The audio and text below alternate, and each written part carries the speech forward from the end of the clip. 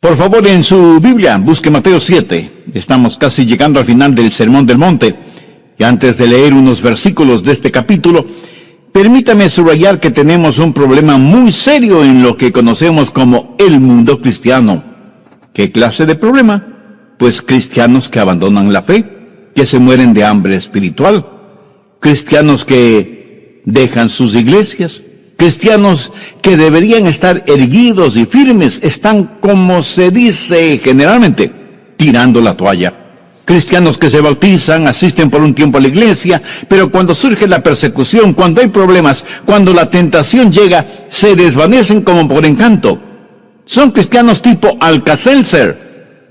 Los ponen en el agua que representa la realidad de la vida, burbujean alegremente por unos segundos, pero después no queda ningún rastro de ellos, exactamente como el Alka-Seltzer. ¿Conoce usted a personas así?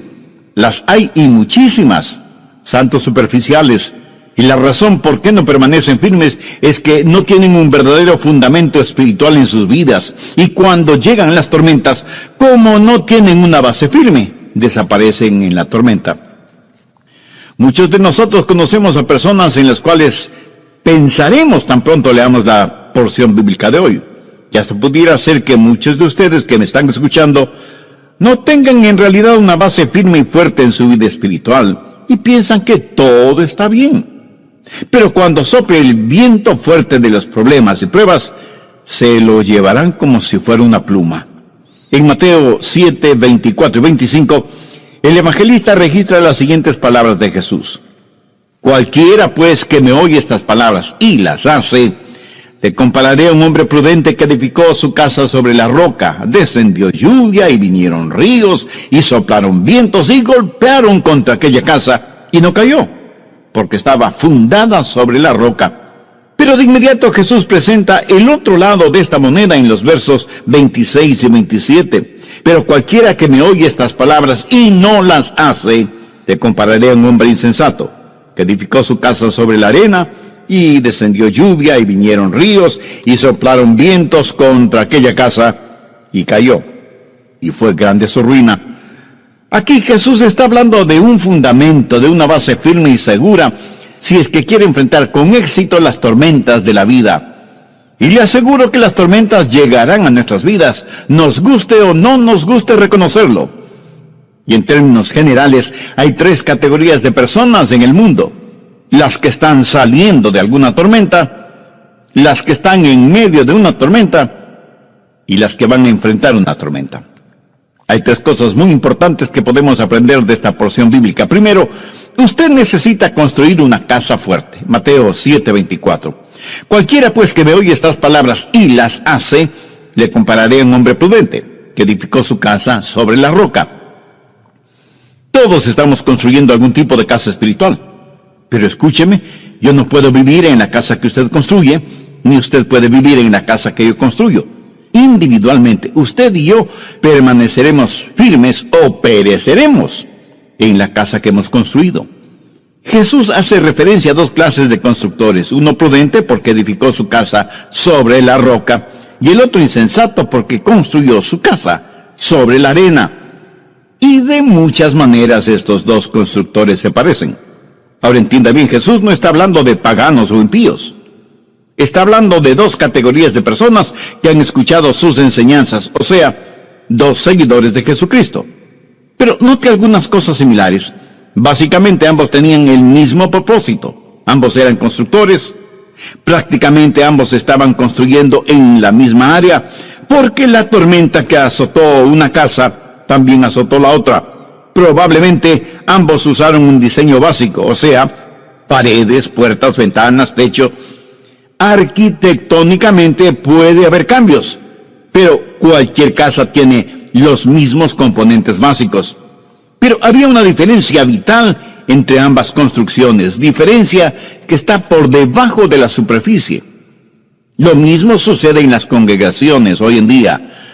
La diferencia no es lo que exteriormente se ve, la diferencia existe en la base, en el fundamento espiritual de cada iglesia. Uno construyó sobre la roca, el otro construyó sobre la arena. El que construyó sobre la roca tuvo que trabajar mucho para cavar en la roca. Y por eso el fundamento, la base para su casa, pudo resistir las tormentas, las lluvias y los vientos. Uno puede construir muy rápidamente sobre la arena si es que no le importa el asunto de tener una base firme y fuerte. Ponga una capa de concreto sobre la arena, levante las paredes, ponga el techo y ya tiene su casa. Eso es fácil, cuesta menos, y su casa lucirá tan buena como la de su vecino. Los dos constructores tenían muchas similaridades, pero eran vitalmente diferentes. Ahora, ¿qué significa construir sobre la roca? Jesús lo dijo en forma muy clara. Cualquiera pues que me oye estas palabras y las hace, le compararé a un hombre prudente que edificó su casa sobre la roca. ¿A qué roca hace referencia Jesús? Primero a la palabra de Dios. Cualquiera pues que me oye estas palabras.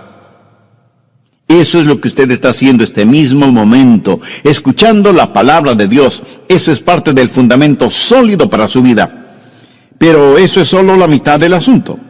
Ponga cuidadosa atención a la primera parte de Mateo 7:24. Cualquiera pues que me oye estas palabras y las hace. Si tiene su Biblia a la mano, subraye estas 3 palabras, y las hace. Y es esto lo que separa a los que construyen sobre la roca de los que construyen sobre la arena.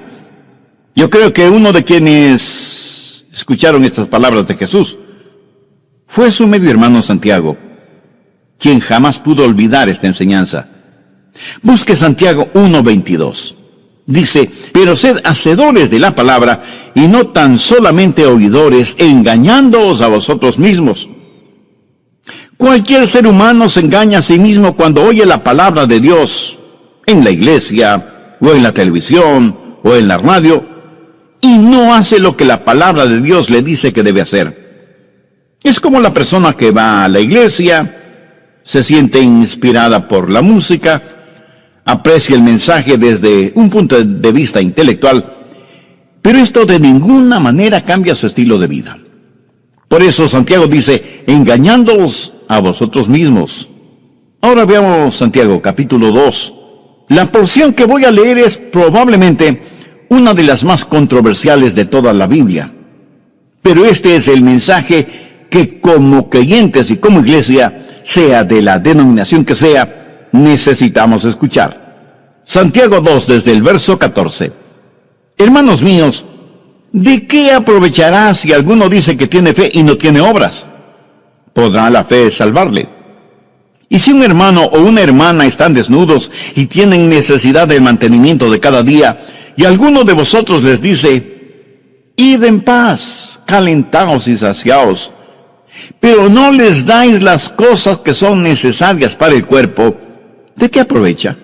Así también la fe, si no tiene obras, es muerta en sí misma. Pero alguno dirá, tú tienes fe, y yo tengo obras. Muéstrame tu fe sin tus obras, y yo te mostraré mi fe por mis obras. ¿Tú crees que Dios es uno? Bien haces. También los demonios creen y tiemblan. Mas quieres saber, hombre vano, que la fe sin obras es muerta. ¿No fue justificado por la obra Abraham, nuestro padre, cuando ofreció a su hijo Isaac sobre el altar? ¿No ves que la fe actuó juntamente con sus obras y que la fe se perfeccionó por sus obras? Y se cumplió la escritura que dice, Abraham creyó a Dios y le fue contado por justicia y fue llamado amigo de Dios. Vosotros veis, pues, que el hombre es justificado por las obras y no solamente por la fe. Asimismo también Rahab, la ramera, no fue justificada por obras cuando recibió a los mensajeros y les envió por otro camino. Porque como el cuerpo sin espíritu está muerto, así también la fe sin obras está muerta. ¿De qué se trata todo esto? Quiero que lo siguiente quede absolutamente claro en su mente y corazón. Somos salvos por gracia, por medio de la fe, y no por obras de justicia que hayamos hecho. Somos salvos de acuerdo a la misericordia de Dios. Efesios 2, 8 y 9. Porque por gracia sois salvos por medio de la fe, y esto no de vosotros, pues es don de Dios, no por obras, para que nadie se gloríe. Y en Romanos 11, 6, Pablo dice lo siguiente, Y si por gracia, ya no es por obras. De otra manera, la gracia ya no es gracia. Y si por obras, ya no es gracia. De otra manera, la obra ya no es obra. ¿Qué es lo que Pablo está diciendo? Que no podemos mezclar la gracia y las obras. Y usted tiene que decidir, o es salvo por la gracia de Dios, o es salvo por sus propios esfuerzos. Pero aquí viene Santiago y dice, la fe sin obras es muerta. Y parecería que entre Pablo y Santiago hay un argumento en este asunto, pero no es así. De hecho, los dos están de acuerdo. Recuerde que toda escritura es dada por inspiración de Dios. Pablo y Santiago están hablando de las dos caras de una misma moneda. Y es justamente de lo que Jesús está hablando cuando dice, cualquiera pues que me oye estas palabras y las hace, le compararé a un hombre prudente que edificó su casa sobre la roca. Necesitamos entender bien lo siguiente. Aunque somos salvos únicamente por la fe que salva nunca está sola. Espero que lo haya entendido. Pablo habla de cómo ser justificados delante de Dios, mientras que Santiago habla de cómo somos justificados delante de los hombres. Veamos Santiago 2:18. Pero alguno dirá, tú tienes fe, y yo tengo obras. Muéstrame tu fe sin tus obras, y yo te mostraré mi fe por mis obras. Amigo, usted no puede ver mi corazón. Usted no puede ver si tengo fe. Pero Dios sí puede ver mi corazón y mi fe. La única manera de que usted pueda ver mi fe es por lo que usted ve en mí. Pablo habla de ser justificados delante de Dios. Santiago habla de ser justificados delante de los hombres. Pablo habla de la raíz de nuestra salvación. Santiago habla de los frutos de nuestra salvación. Pablo habla del fundamento, de la base. Santiago habla del edificio. Pablo está hablando de la provisión de nuestra salvación. Y Santiago habla de las pruebas de nuestra salvación. Pablo habla de una salvación que se tiene segura, mientras Santiago habla de una segura muestra de nuestra salvación. Lo que Santiago está diciendo es que si usted es en verdad salvo, eso es más que un conocimiento mental o un mero conocimiento académico. Mire lo que dice en el verso 14. Hermanos míos, ¿de qué aprovechará si alguno dice que tiene fe y no tiene obras? ¿Podrá la fe salvarle? Mi amigo, se necesita más que solo una actitud piadosa para llegar al cielo. Y yo pregunto, ¿cuántos de ustedes, amigos oyentes, están seguros de que si murieran en este momento, se irían al cielo? Estoy seguro que muchos contestarían afirmativamente y me dirían que tienen fe. Ahora, ¿está seguro o segura que tiene fe? ¿Ha habido un cambio dramático y radical en su vida? Escúcheme, usted puede hacer una profesión de fe sin tener la posesión de la fe. Santiago lo pone en términos más prácticos en el verso 15. Y si un hermano o una hermana están desnudos y tienen necesidad de mantenimiento de cada día, y alguno de vosotros le dice, id en paz, calentaos y saciaos, pero no les dais las cosas que son necesarias para el cuerpo, ¿de qué aprovecha? Así también la fe, si no tiene obras, es muerte en sí mismo. Y en el versículo 18 dice, pero alguno dirá, tú tienes fe y yo tengo obras, muéstrame tu fe sin tus obras, y yo te mostraré mi fe por mis obras. Y enseguida ilustra este punto al manifestar que si uno cree en Dios, hace bien en creer en Dios. Si yo les preguntara, ¿cuántos de ustedes creen en Dios? Muchos responderían afirmativamente. Pero como para que no nos envanezcamos, Santiago dice, también los demonios creen y tiemblan. Sabe que los demonios en el infierno son muy ortodoxos. Ellos creen en Dios más que muchos teólogos liberales. También los demonios creen y tiemblan. Esta palabra temblar en el original significa hacer que los pelos se pongan de punta. Solo el pensar en Dios hace que los demonios tiemblen. Y Jesús tiene toda autoridad sobre los demonios. Suponga, solo suponga, que un día usted conversa con un diablo y le pregunta, ¿crees en Dios? Por supuesto que sí. ¿Crees que Jesucristo es el Hijo de Dios? Sin la menor duda. ¿Crees en su nacimiento virginal? Ese fue un hecho innegable. ¿Crees que murió en la cruz del Calvario y que fue sepultado en una tumba y resucitó al tercer día? Sí. Además, son hechos históricamente comprobados. Diablo, permíteme hacerte una pregunta más. ¿Estarías dispuesto a doblar tus rodillas delante de él? Y el diablo enfurecido contesta, no, jamás haré eso. ¿Sabe que hay mucha gente que cree que porque tiene un conocimiento filosófico y académico de los hechos bíblicos, o porque son miembros activos de una iglesia, tienen ya asegurada su entrada en el cielo? No tienen más fe de la que tiene un diablo, porque nunca se han rendido frente al señorío de Cristo. Jesús dijo, no todo el que me dice, Señor, Señor, entrará en el reino de los cielos, sino aquel que hace la voluntad del Padre. Y aquí no está hablando de obras para ser salvos. Debemos rendir nuestras vidas solamente a Jesucristo. De lo contrario, nuestro creer será solo intelectual, estéril. En el próximo programa terminaremos este estudio bíblico. ¿Cómo definiría usted su creencia en Dios? Estoy asumiendo que usted cree en Dios, porque si no cree en Dios, no podrá contestar la pregunta. Amigo, ni la ciencia, ni la filosofía, ni la educación, ni la tecnología tiene el elemento básico para creer en Dios. Y esa es la fe. Si usted deposita su fe y confianza en Jesucristo, conocerá al Padre por medio del Hijo, y porque el Hijo de Dios estuvo a favor de nosotros, fue a la cruz para morir por nosotros. Le ha recibido por fe en su corazón como su Salvador y Señor. Si aún no lo ha hecho, ¿por qué no hace esa decisión en este mismo momento? Dios le ama y quiere salvarle. Quiere que usted experimente su gracia y misericordia. Quiere que usted construya su casa espiritual sobre la roca que es Cristo. Si hace esa decisión, su nombre será inscrito en el libro de la vida del Cordero y habrá gozo en el cielo por su arrepentimiento.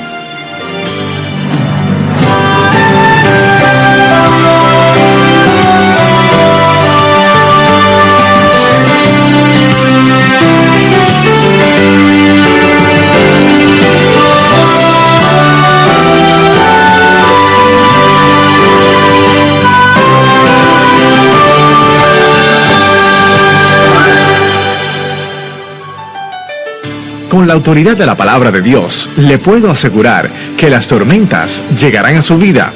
¿Y qué es lo que harán esas tormentas? Bueno, van a demostrar la clase de base o fundamento sobre la que hemos construido nuestra vida. Las tormentas pondrán a prueba su fe, y la fe que no puede ser probada es una fe que no puede ser confiada.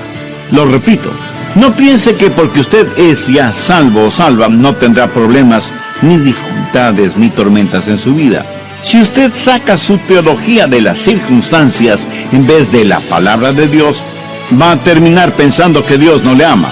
Habrá tormentas, enfermedades, sufrimientos, desilusiones y aún persecución espiritual, psicológica y hasta física. Pero ninguna de estas cosas destruirá la vida del creyente que ha construido su casa sobre la roca. Aunque las tormentas llegarán a la vida de todos nosotros, no todas las tormentas son iguales en las consecuencias o en su duración. Un saludo cordial desde el amor que vale. Mi nombre es Irving Ravelo. En esta ocasión, continuamos con el mensaje ¿Cómo enfrentar las tormentas de la vida? Y acá les presentamos la segunda parte. Vayamos ahora con el doctor Adrián Rogers en la voz del pastor Lenín de Llanón. Haré un muy breve resumen de lo que estudiamos en el programa anterior. Dije que estamos en la parte final del Sermón del Monte, dicho por Jesús primordialmente para sus discípulos, aunque había una multitud escuchándole.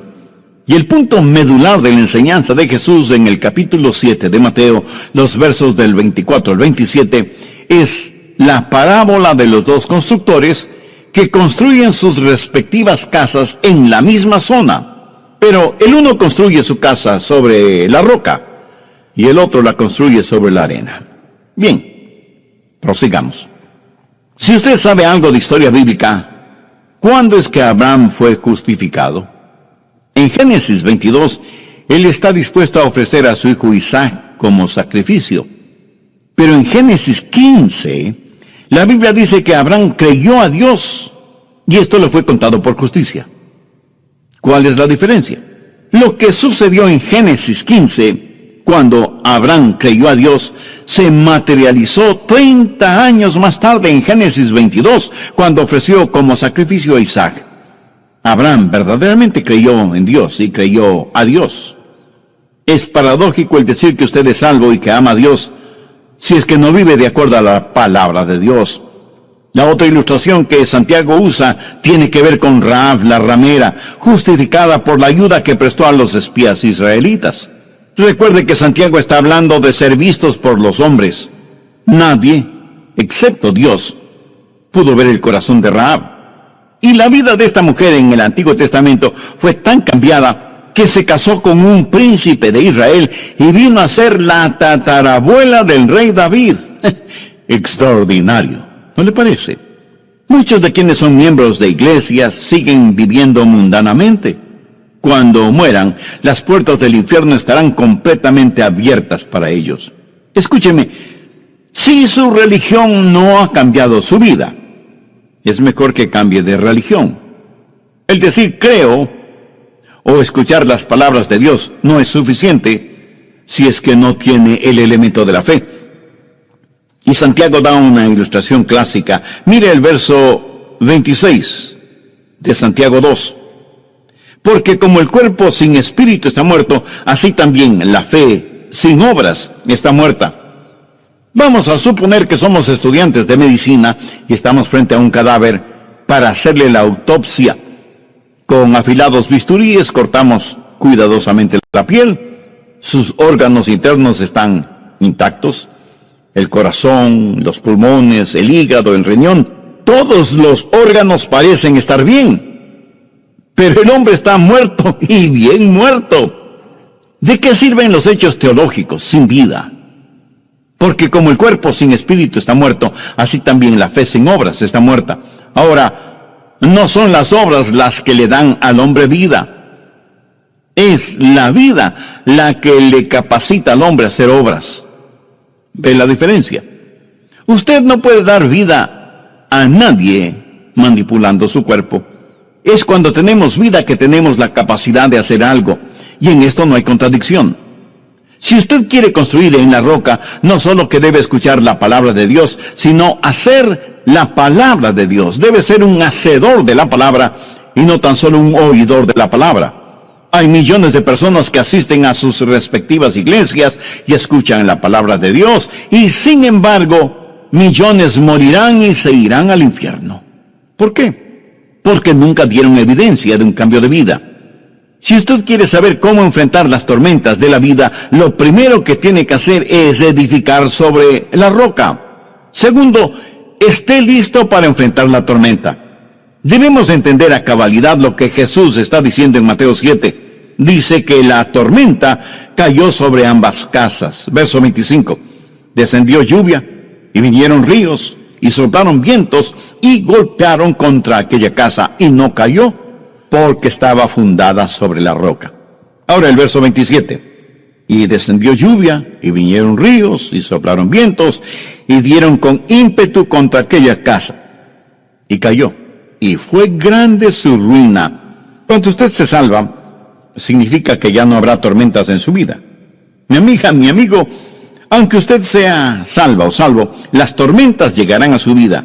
Y crecerán los ríos, y soplará fuertemente el viento. Usted sentirá presión por todo lado. Dios no nos salva para librarnos del poder de las tormentas, sino para librarnos del poder del pecado. Las tormentas, cuando son ordenadas por Dios, son beneficiosas para nuestras vidas. El pecado nunca lo es. Y con la autoridad de la palabra de Dios le puedo asegurar que las tormentas llegarán a su vida. ¿Y qué es lo que harán esas tormentas? Van a demostrar la clase o base fundamental que usted tiene en su vida. Las tormentas pondrán a prueba su fe. Y la fe que no puede ser probada es una fe que no puede ser confiada. No piense que porque usted es ya salvo o salva, no tendrá problemas, ni dificultades, ni tormentas en su vida. si usted saca su teología de las circunstancias en vez de la palabra de Dios, va a terminar pensando que Dios no le ama. Habrá tormentas, enfermedades, sufrimientos, desilusiones y aún persecución espiritual, psicológica y hasta física. Pero ninguna de estas cosas harán mella en la casa del creyente que ha construido su casa sobre la roca. Busque Romanos 8, desde el verso 35. ¿Quién nos separará del amor de Dios? ¿Tribulación o angustia, o persecución, o hambre, o desnudez, o peligro, o espada? Como está escrito, por causa de ti somos muertos todo el tiempo. Somos contados como ovejas de matadero.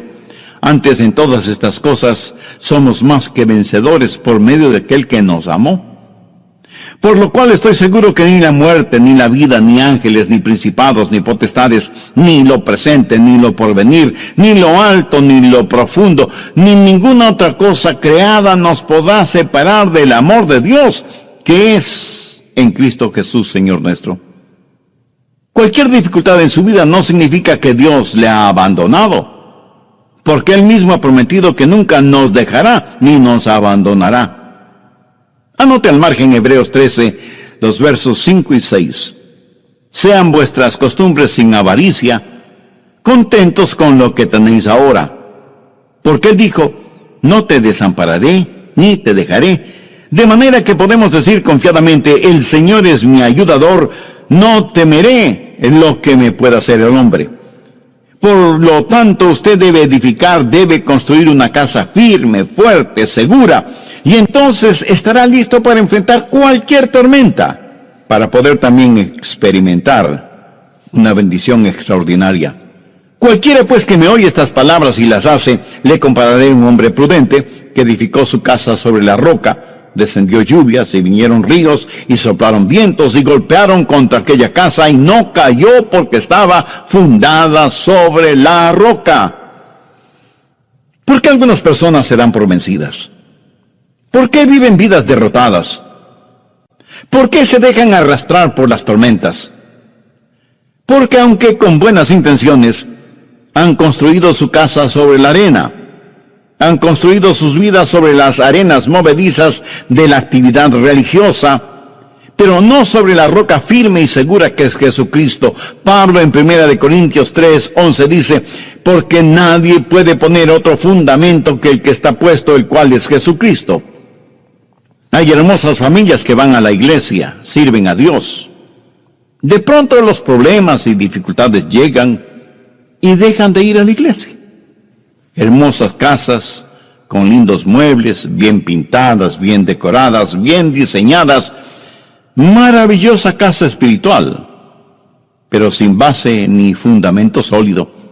Y por eso cuando llegan los problemas hay que reconocer con profunda tristeza que muchas personas simplemente abandonan la fe. Pero el apóstol Juan hace una profunda y dolorosa reflexión sobre estas personas en 1 Juan 2:19.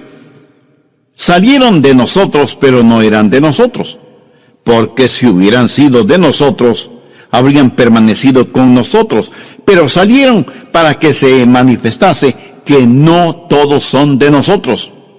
No estoy hablando de perfección sin pecado. No estoy diciendo que si usted es salvo y ha entregado su corazón a Jesús y llegan las tormentas a su vida, usted no tendrá dudas. No estoy diciendo eso. Tampoco digo que por ser ya salvo no tropezará y caerá, o que no experimentará momentos y circunstancias nada espirituales que le harán dudar de la fe. Cuando Jesús dio esta enseñanza bíblica en el Sermón del Monte, acerca de estas dos clases de constructores, ¿sabe quiénes con toda seguridad estaban escuchando este mensaje? Simón Pedro y Judas Iscariote. Y escucharon de los labios de Jesús, cualquiera pues que me oye estas palabras y las hace, le compararé a un hombre prudente que edificó su casa sobre la roca. Descendió lluvia y vinieron ríos y soplaron vientos y golpearon contra aquella casa y no cayó porque estaba fundada sobre la roca. Pero cualquiera que me oye estas palabras y no las hace, Le compararé a un hombre insensato que edificó su casa sobre la arena, y descendió lluvia, y vinieron ríos, y soplaron vientos, y dieron con ímpetu contra aquella casa, y cayó. Y fue grande su ruina. Judas oyó este mensaje. Simón Pedro oyó este mensaje. Dos clases de constructores muy similares. Ambos construyeron una casa espiritual. Y al mirar las dos casas, seguramente usted hubiera dicho, Judas construyó una mejor casa que Pedro. ¿Sabe quién era el mejor hombre exteriormente? ¿Sabe quién tuvo la mejor casa? No fue Pedro. ¿Sabe lo que hicieron con Judas? Le nombraron tesorero. ¿A quién nombra usted como tesorero en una organización, en un grupo, en una iglesia? A la persona que tiene su confianza, ¿verdad? Cuando durante la última cena de Jesús con sus discípulos, él dijo que uno de los 12 le traicionaría, nadie dijo, seguramente se refiere a Judas. Cada uno de ellos se preguntó, ¿seré acaso yo? Y no pensaron en Judas como el traidor, porque Judas había construido una casa muy bonita exteriormente. Sabía cómo impresionar a los demás. Pero entre Judas y Simón Pedro había una gran diferencia. Cuando Jesús preguntó a sus discípulos, ¿y vosotros? ¿Quién decís que soy yo? Respondiendo Simón Pedro dijo, tú eres el Cristo, el Hijo del Dios viviente. Entonces le respondió Jesús, bienaventurado es Simón, hijo de Jonás, porque no te lo reveló carne ni sangre, sino mi Padre que está en los cielos. Y yo también te digo que tú eres Pedro, y sobre esta roca edificaré mi iglesia, y las puertas del Hades no prevalecerán contra ella. Pedro era un hombre débil, como usted o como yo. Sabía mucho sobre la pesca. No sabía mucho acerca de construir casas. Pero qué firme base, qué sólido fundamento tuvo. Y por eso pudo hacer descansar su fe sobre la roca firme que es Cristo. Ahora ponga atención a lo siguiente. Vino una tormenta fuerte y golpeó con ímpetu la casa de Judas. Vino una tormenta y golpeó furiosamente la casa de Simón Pedro. Y cuando las tormentas pasaron, la casa de Judas estaba destrozada, y Judas se suicidó y se fue al infierno. Y algunos de ustedes me preguntarán, pastor, ¿entonces Judas perdió su salvación? No, él no perdió la salvación porque nunca la tuvo. En Juan 6, 70 y 71 leemos, Jesús les respondió, no os he escogido yo a vosotros los 12, y uno de vosotros es diablo. Hablaba de Judas Iscariote, hijo de Simón, porque este era el que le iba a entregar, y era uno de los 12. ¿Lo ve? Judas nunca tuvo una fe verdadera. En cambio, Simón Pedro sí la tuvo. Veamos Lucas 22, los versos 31 y 32. Dijo también el Señor, Simón, Simón, y aquí Satanás os ha pedido para zarandearos como trigo, pero yo he rogado por ti, para que tu fe no falte. Simón Pedro tuvo fe, y el Salvador intercedió por él. Cuando la tormenta llegó a la vida de Pedro, algunas ventanas se rompieron y algunas tejas se desprendieron del techo y algunas cosas se movieron dentro de la casa. Pero permítame decirle algo, después de la tormenta, la casa siguió en pie. Y Pedro se volvió el apasionado apóstol del Pentecostés. ¿Por qué? Porque él tenía lo real, lo verdadero, conocía a Dios, había escuchado la palabra de Dios, creía en el Hijo de Dios. Había doblado sus rodillas frente a Jesucristo. Que fue débil el momento menos apropiado, ¿cierto? Que fue temeroso y hasta cobarde, ¿cierto? Muy cierto. Pero su casa permaneció firme frente a la tormenta porque estaba construida sobre la roca.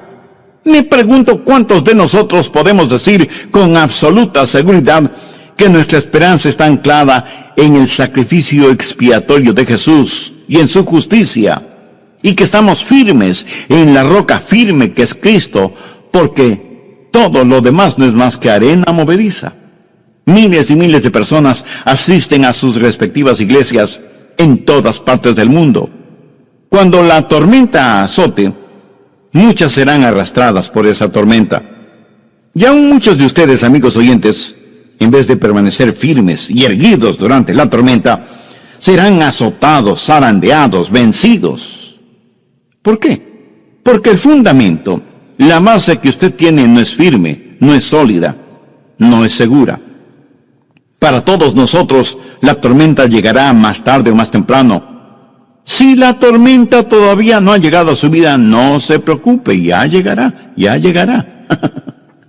Así que es mejor asegurarse de que usted ha construido su casa espiritual sobre la roca eterna que es Jesucristo. ¿Conoce usted al Señor Jesucristo? No le estoy preguntando si usted asiste a una iglesia. Muchas personas creen que le hacen un favor a Dios cuando asisten a sus iglesias. Básicamente le estoy preguntando si oye, escucha y hace caso a la palabra de Dios. ¿Es usted ya salvo? Porque tiene a Cristo en su corazón. Si aún no tiene esa seguridad, le invito a hacer esa decisión ahora mismo. Usted no se salva por ser miembro de una iglesia, cualquiera que sea la denominación. Tampoco se salva por ser generoso con sus diezmos y ofrendas, ni por guardar los 10 mandamientos. Usted se salva por confiar únicamente en el Señor Jesucristo y depositar toda su fe en Él. Arrepiéntase sinceramente de sus pecados. Pídale perdón a Dios. Implore la gracia y misericordia de Dios y agradézcale al Señor Jesucristo porque Él entregó su propia vida en la cruz del Calvario para poder pagar la enorme deuda de sus pecados. No los de Él, porque Él nunca los tuvo, sino sus pecados, amigo oyente. Abra su corazón y reciba a Jesús como su Salvador y Señor. Y pídale que le ayude a ser la clase de persona que Él quiere que usted sea. Y todo esto pídalo con gratitud en el nombre de Jesús. Si hace esa decisión espiritual, le invito muy cordialmente para que nos escriba y nos cuente al respecto. Deseamos ser parte de su regocijo espiritual. Su carta, además, nos dará la oportunidad y privilegio de orar por usted y su nueva vida en el Señor Jesucristo. Que Dios le colme de bendición.